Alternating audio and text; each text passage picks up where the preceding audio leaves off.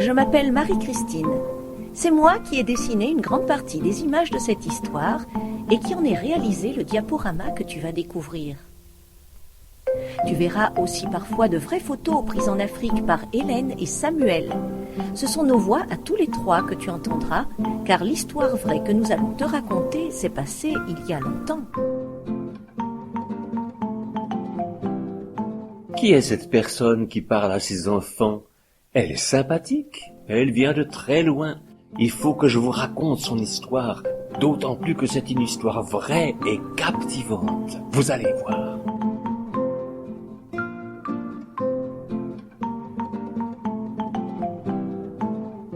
Est-ce parce qu'elle est peut-être née un jour de Noël, qu'on l'appelle Natala? Peut-être. En tout cas, elle était bien jeune, Natala, quand elle a perdu ses parents.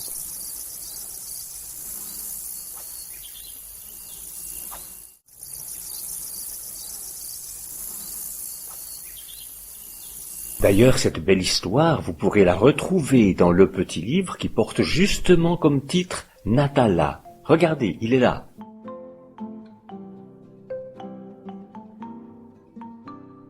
Est-ce que vos bagages sont prêts? On va partir faire un long voyage. Où? Jusqu'en Afrique. L'avion nous attend. Embarquement immédiat.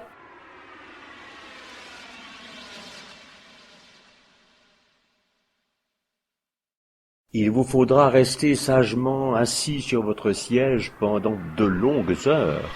Mais où va-t-il se poser, cet avion?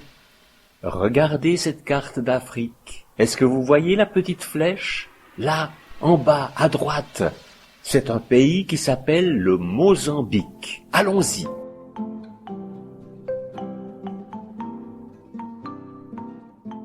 Tiens, l'avion perd de l'altitude. Regardez! Oh, mais le paysage est bien différent de celui que nous connaissons chez nous. Et bien sûr, nous sommes ailleurs, au Mozambique.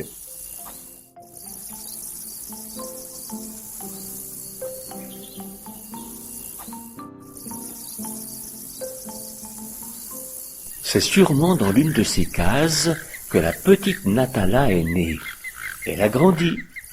Et un jour, quand elle avait 6 ans, soudain son père et sa mère ont été frappés par un mal mystérieux qui les a terrassés quelques heures plus tard. Avait-il été empoisonné? Ce n'est pas exclu. Mais alors pourquoi? Peut-être parce qu'ils étaient chrétiens, les 2 seuls chrétiens du village. Peut-être parce qu'ils ne voulaient plus participer aux fêtes des esprits et parce qu'ils ne croyaient plus au pouvoir protecteur des gris-gris, les porte-bonheur là-bas.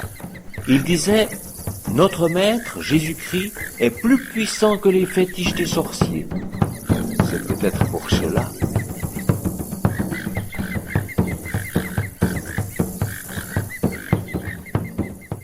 Subitement, ce papa et cette maman ont donc perdu la vie. Ils laissaient une Natala de 6 ans, seule avec un tout petit frère de 2 ans. Qui allait s'occuper de ces 6 jeunes orphelins? Tu les prends chez toi? Pouvait-on entendre dans une case. En tout cas pas. Peut-être le voisin va lui demander. Mais le voisin non plus n'en voulait pas. Et plus loin, c'était la même chose. Mais pourquoi? En recueillant des enfants de chrétiens, on avait bien trop peur d'une vengeance des mauvais esprits. Pour finir, mais bien à contre-cœur et parce qu'une coutume des ancêtres le voulait, c'est le vieil oncle qui les a pris chez lui. Mais il s'est promis d'en tirer profit dès qu'il serait assez grand pour travailler. Assez grand? Ça y est, maintenant Natala a 9 ans. Sa tante aussi sait se montrer dure avec elle. Lorsque Natala rentre des champs, souvent elle coupe encore du bois. Au champ, elle est allée travailler toute la journée. Et puis, il faut qu'elle aille chercher l'eau. Pour cela, Natala doit marcher une bonne heure et revenir avec un lourd fardeau, la cruche pleine d'eau sur la tête.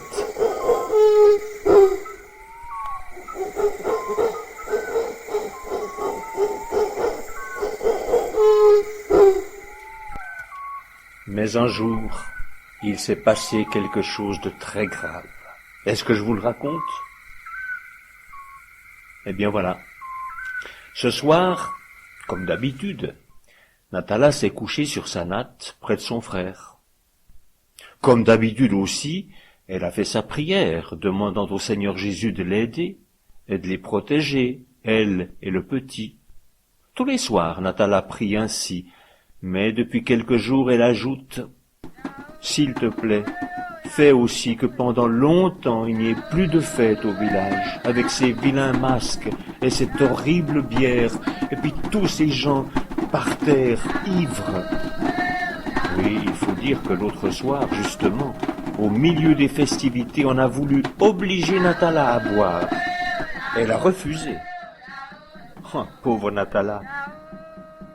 Quelle volée elle a reçue de la part de son oncle.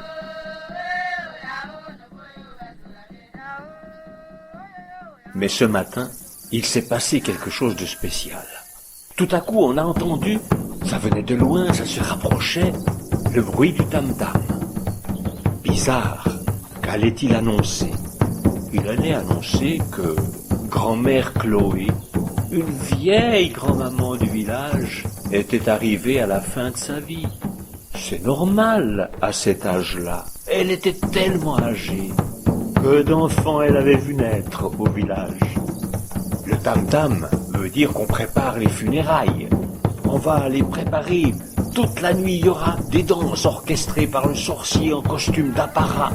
Il y aura des mélodies arrachées à quelques violons d'une seule corde, des cris, des flots de bière, des danseurs en transe.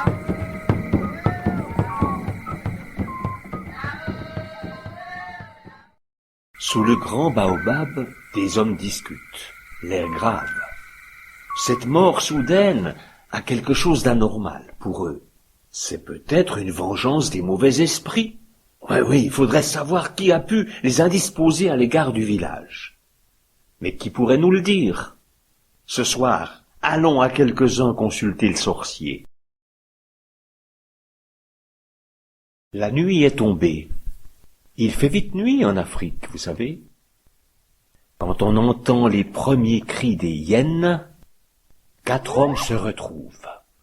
Et l'oncle de Natala fait partie de l'équipe. Où vont-ils? Chez le sorcier.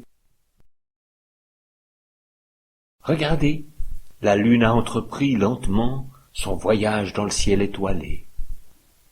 Dans la case, Natala ne dort pas. Elle sait bien que son oncle est sorti, qu'il rentrera très tard, qu'il aura bu peut-être. Natala réfléchit. Maintenant, chez le sorcier, que se passe-t-il? Le sorcier a sorti de curieuses statues. Il a pris des feuilles sèches, il leur a mis le feu. Il a pris des cendres, les a éparpillées par terre. Maintenant, il tourne autour du groupe, agitant des palmes. Enfin, il s'assied près de nos 4 hommes. Écoutez, le sorcier va parler. Oui, cette mort subite de la grand-mère Chloé, je sais cette fois. C'est la faute d'un habitant du village. Mais tu peux nous dire son nom? Oui, je le sais. Alors le sorcier pose la main sur l'épaule du vieil oncle. Cette personne, c'est la fille que tu as prise chez toi. C'est d'elle que vient le mal. Oui, mais alors, que devons-nous faire? Il n'y a qu'une solution. Il faut qu'elle disparaisse. Ou bien vous la tuez, ou bien d'autres malheurs fondront sur le village. Mais alors, tu seras le responsable. Ils sont pensifs, nos 4 hommes, quand ils s'en retournent chez eux. Avant de se quitter, l'un d'eux s'adresse à l'oncle. Dis donc, tu as entendu?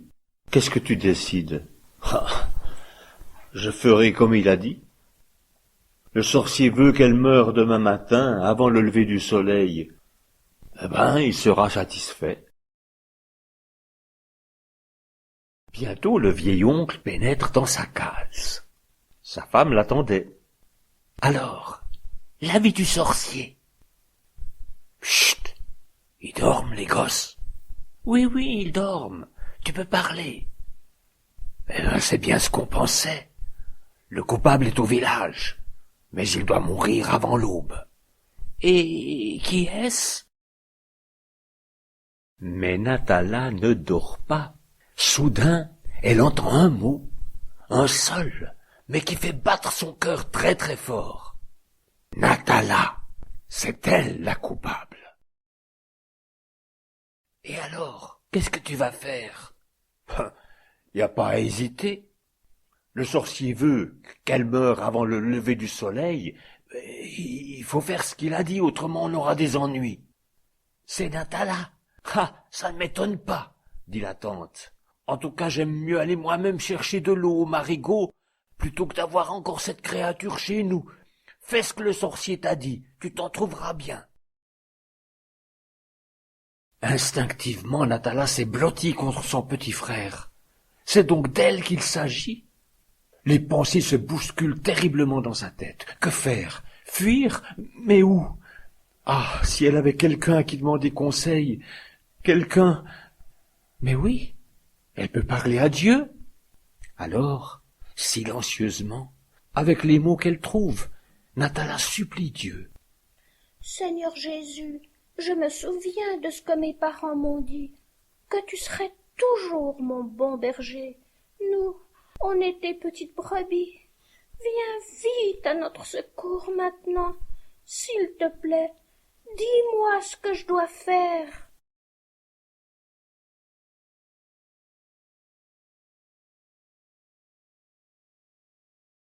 Vous croyez que Dieu peut entendre une petite Natala en danger quelque part dans l'immense continent africain? Bien sûr. Non seulement Dieu entend, mais il sait toujours ce qu'il faut faire. À présent, dans l'ombre de la case,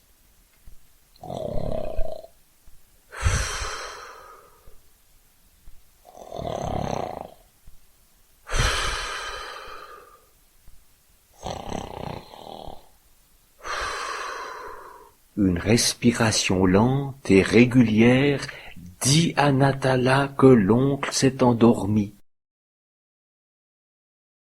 Maintenant, dans la case, 3 personnes dorment. Qui? L'oncle, la tante et le petit frère de Natala. Mais il y a encore quelqu'un qui ne dort pas. Vous avez deviné qui? Vous dites Natala, bien sûr, Natala ne dort pas, mais il y a encore quelqu'un d'autre qui ne dort pas. Dans la Bible, on lit « Il ne sommeille ni ne dort, celui qui te garde ». Et vous allez voir, c'est bien vrai.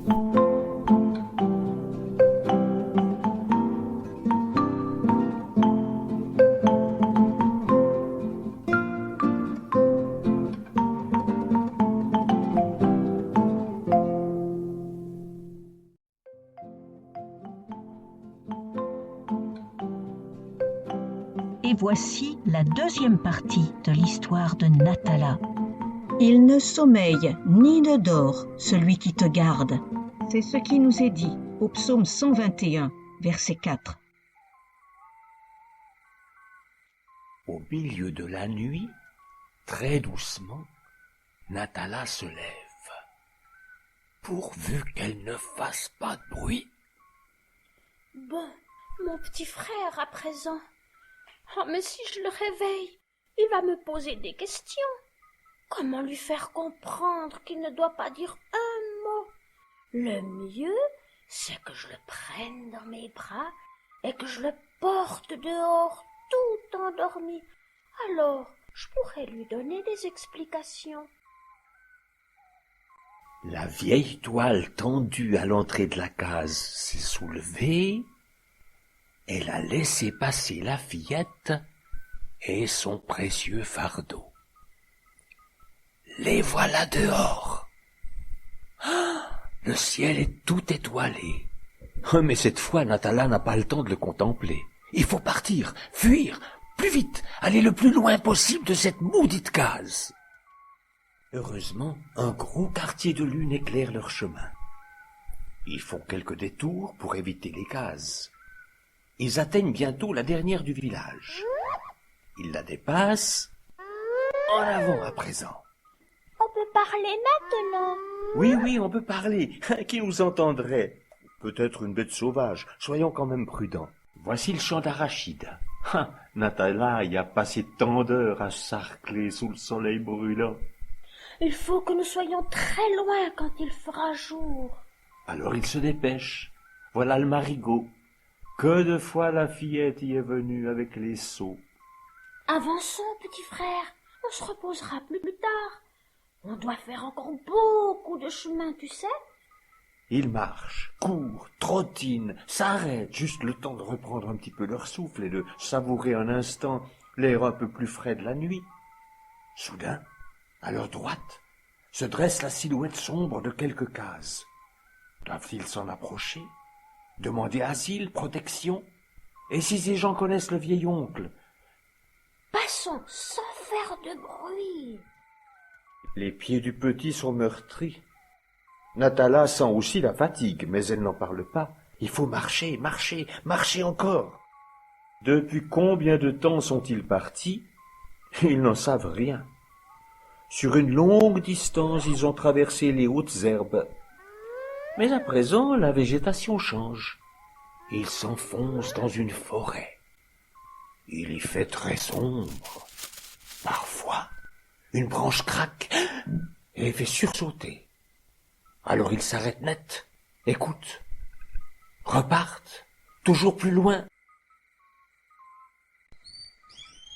Enfin, par une trouée dans le feuillage, Natala voit que les étoiles pâlissent. Le matin approche. Voilà, cette fois il commence à faire jour. Quand est-ce qu'on va s'arrêter?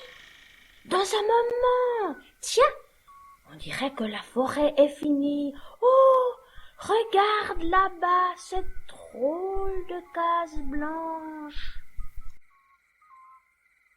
Qu'est-ce que c'est? Je ne sais pas. Restons ici. Viens, petit frère chéri. Reposons-nous au pied de ce gros arbre. On est si fatigués.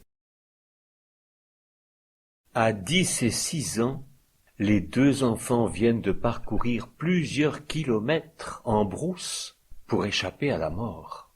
Le petit est couché, la tête sur les genoux de sa sœur. Natala est assise, le dos contre le tronc. Mais déjà elle glisse et sombre dans un profond sommeil. Une grande surprise attend les deux enfants à leur réveil, mais n'allons pas trop vite. Maman, tu nous permets d'aller à l'entrée de la forêt? Il nous faudrait des branches pour faire une cabane. D'accord, mais restez en lisière, hein, et surtout regardez où vous mettez les pieds. Il y a sûrement des serpents là-bas.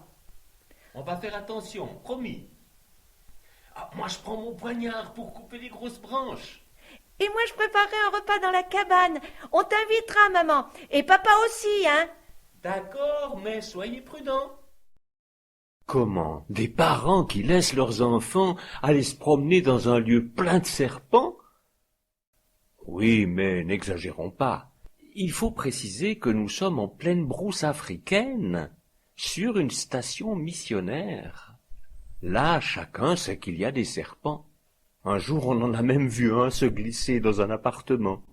Alors, on apprend à regarder par terre. Prudemment, Pascal, Pierre et Fabienne font provision de branches pour leur cabane. Ils en ont déjà un beau tas. Mais tout à coup, Pierre tressaille. Là, au pied d'un arbre, que voit-il? Ce n'est pas un serpent, mais deux très jeunes Africains plongés dans un profond sommeil. Hé, venez voir.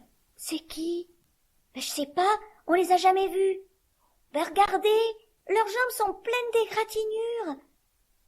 Allons vite chercher maman. Maman, viens vite. Viens voir ce qu'on a trouvé. Où suis-je? À qui sont ces visages? Oh, c'est bizarre. Ils me sourient. Quelle drôle de couleur de peau ils ont. Et ce garçon, les cheveux orange comme les oranges. Oh là là! Alors elle se souvient. La fuite dans la nuit, la longue marche avec le petit frère. Mais oui, il est bien là, à côté d'elle, debout maintenant. Et la vieille tante? Heureusement qu'elle a disparu avec le cauchemar. Les parents des enfants sont sortis de la maison. Et la maman s'approche maintenant de Natala. Bonjour, petite fille. N'aie pas peur. C'est bien la première fois que Natala voit des êtres humains qui ne sont pas africains. Comment t'appelles-tu? Natala. C'est ton petit frère, là? Oui. Eh bien, vous avez sûrement faim et soif. Allez, venez chez nous, tu veux bien? Tu me raconteras ton histoire. Natala se frotte les yeux, puis elle prend par la main son petit frère. Et ici, c'est chez nous. C'est ce qu'a dit gentiment la maman des enfants en mettant sa main sur l'épaule de la fillette. Maintenant, elle introduit dans son habitation les deux enfants trouvés. Alors les beaux yeux de Natala s'ouvrent encore plus grands. Oh, que c'est bizarre, mais que c'est beau. Tout la frappe, le plancher si plat, les armoires, le tic-tac d'une pendule. Après une toilette bienfaisante qui leur fait découvrir ce qu'est un robinet, les deux enfants trouvés sont maintenant à table, entourés de Pascal, de Pierre et de Fabienne. Tu te mets à côté de moi, Natala? Oh oui, je vais venir, mon petit frère avec moi. Chacun veut leur prêter sa chambre pour qu'ils puissent y dormir aussi longtemps qu'ils voudront. J'ai jamais vu ça. Quelle aventure! Natala maintenant est étendue pour la première fois sur un lit, près de son petit frère, qui est déjà parti dans le monde des rêves. Plus tard, dans la maison, Natala raconte son histoire à la Dame Blanche. Elle l'aime déjà beaucoup. Écoutez, elle lui dit quelque chose. Natala, tu as déjà perdu ton papa et ta maman. Mais le Dieu de tes parents prend soin de toi. Il connaissait le Seigneur Jésus. Je suis sûre qu'il priait pour leurs chers enfants. Tous deux, vous avez été en très grand danger, en effet. Mais Dieu a permis que vous arriviez ici. N'est-ce pas merveilleux? Oh oui, vraiment. Oh, c'est magnifique. Heureusement qu'on nous a trouvés. Mais je suis sûre que c'est Jésus, mon bon berger, qui nous a conduits jusqu'ici. Merci, merci. Le lendemain matin, les missionnaires se posent une importante question et ils en parlent à Dieu. Seigneur, que doit-on faire de ces enfants à présent? Bientôt, ils ont la réponse. Alors ils appellent vite leur petit protégé. Natala, viens. Nous avons déjà 3 enfants. Mais la famille peut très bien s'agrandir. Voudriez-vous que nous soyons vos nouveaux parents? Oh oui, mais c'est merveilleux. Je pourrais vous appeler papa, maman, et j'aurai de nouveau des frères et sœurs. Mais c'est beau, merci, merci Seigneur. Quelle joie pour toute la maisonnée. Les 2 enfants trouvés vont maintenant grandir sans crainte d'être battus. Ils vont vivre et s'épanouir loin des sinistres conseils du sorcier. À l'école de la mission, ils apprendront à compter, à lire, à écrire. Et plus tard, dans leur propre Bible, ils pourront retrouver eux-mêmes les merveilleux récits de l'Évangile. Les jours, les semaines, les mois et même les années vont passer. Que va faire Natala? Elle va grandir comme tous les enfants grandissent quand le temps passe. Son petit frère fera de même. Et un jour, Natala sera une belle et gracieuse jeune fille. Que fera-t-elle de sa vie?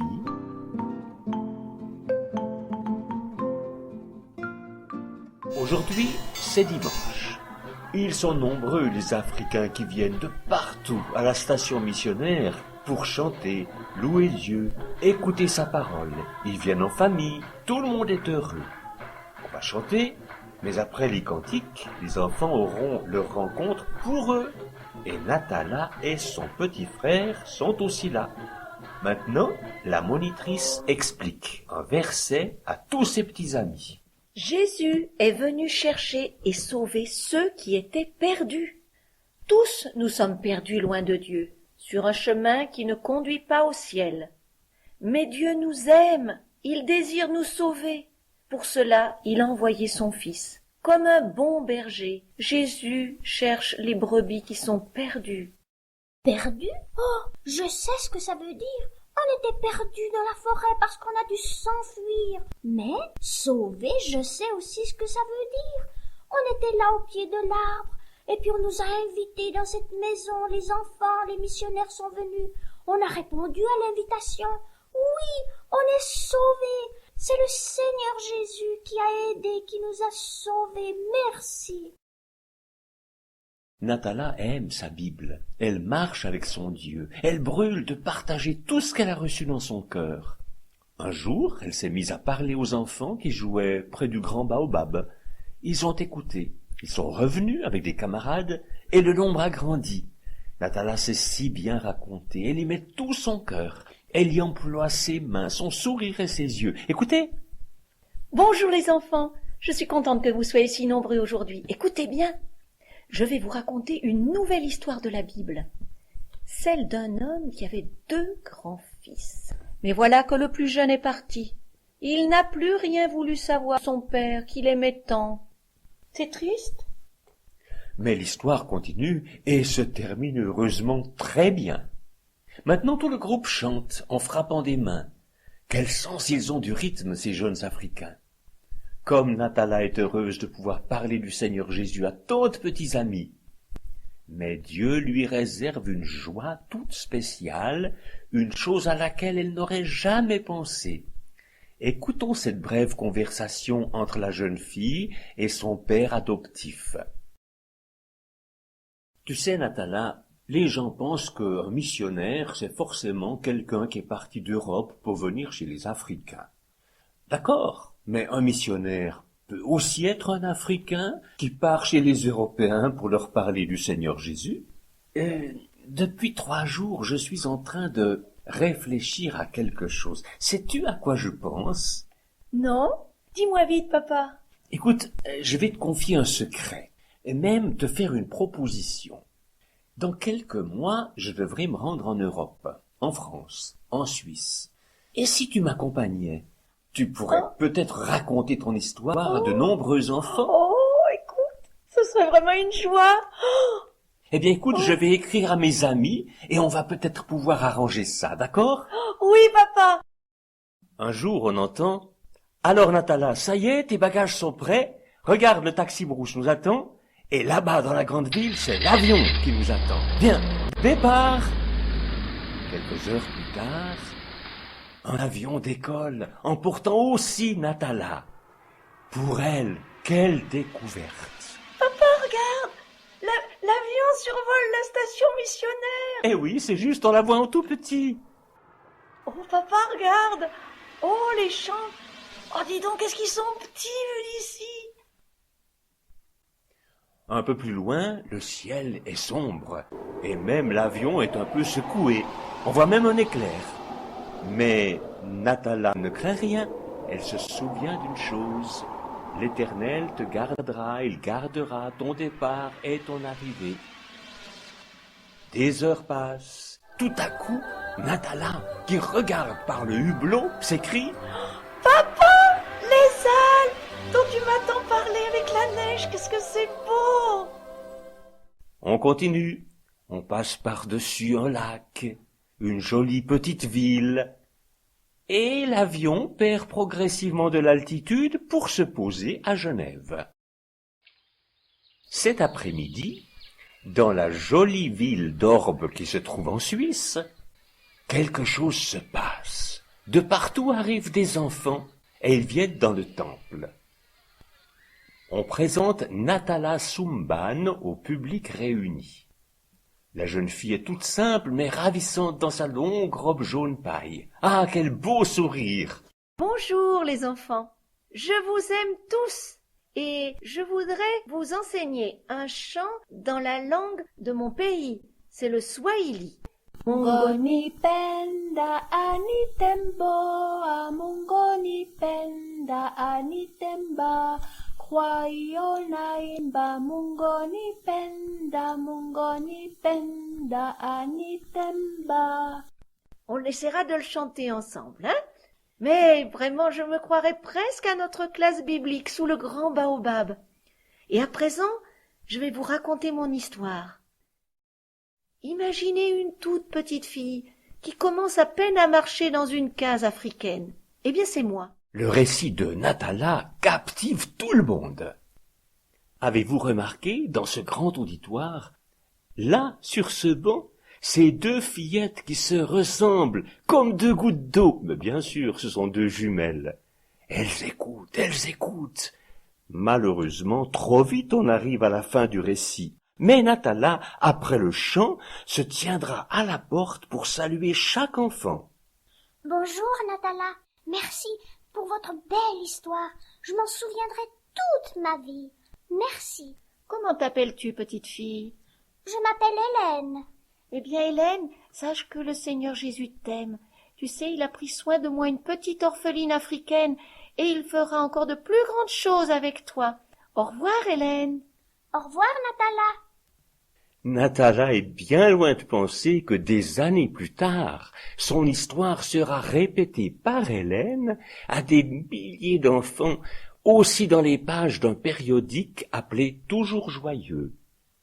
Mais, me direz-vous peut-être, cette histoire, comment vous l'avez connue, vous qui nous la racontez maintenant? C'est tout simple. La petite Hélène a grandi et elle est devenue, devinez qui? La femme de Samuel qui vient de vous raconter l'histoire. Après son beau voyage en Europe, Natala est retournée dans son pays, au Mozambique. Institutrice, elle a enseigné bon nombre d'enfants. Quelle joie pour elle!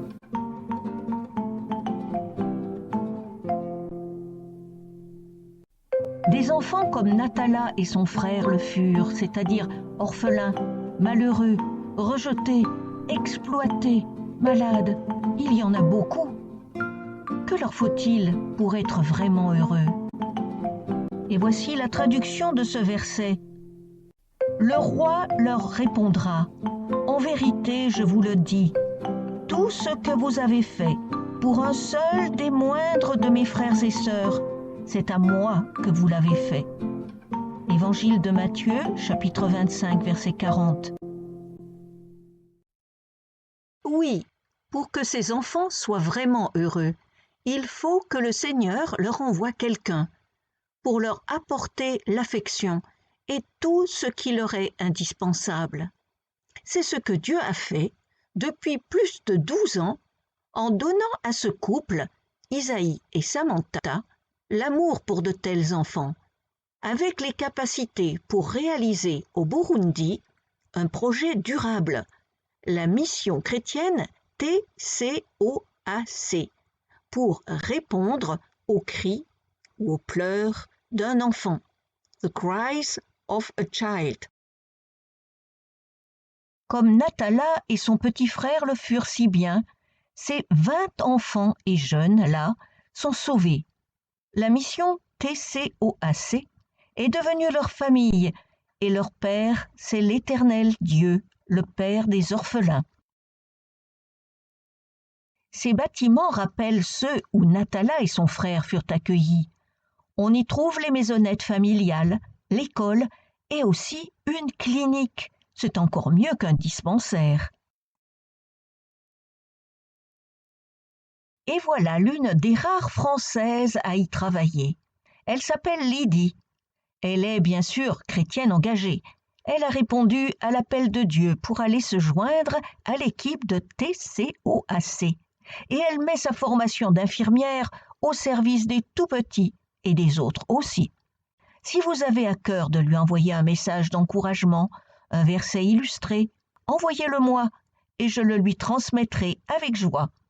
Et préparez-vous à vous engager, un jour, vous aussi, à servir le Seigneur là où il vous appellera. Et ainsi, comme eux, et comme tous ceux qui ont été sauvés, nous chanterons notre joie d'être au service de Dieu. D'ailleurs, un joli chant va suivre.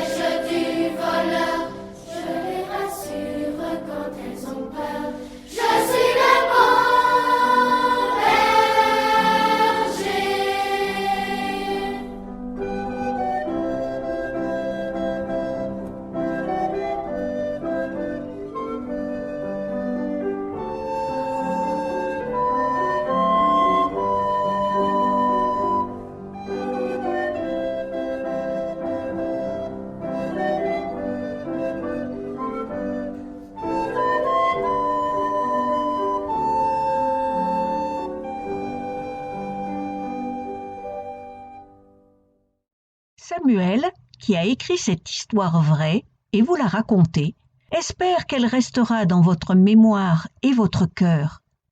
Quant à Marie-Christine, qui a essayé d'illustrer au mieux ce récit et en a réalisé le diaporama, elle espère, comme Samuel, que vous vous souviendrez des belles promesses de Dieu, qui a si bien dirigé Natala, et que vous aussi, vous lui confierez votre vie. Pour nous joindre éventuellement, vous pouvez envoyer un mail sur istenfant@gmail.com.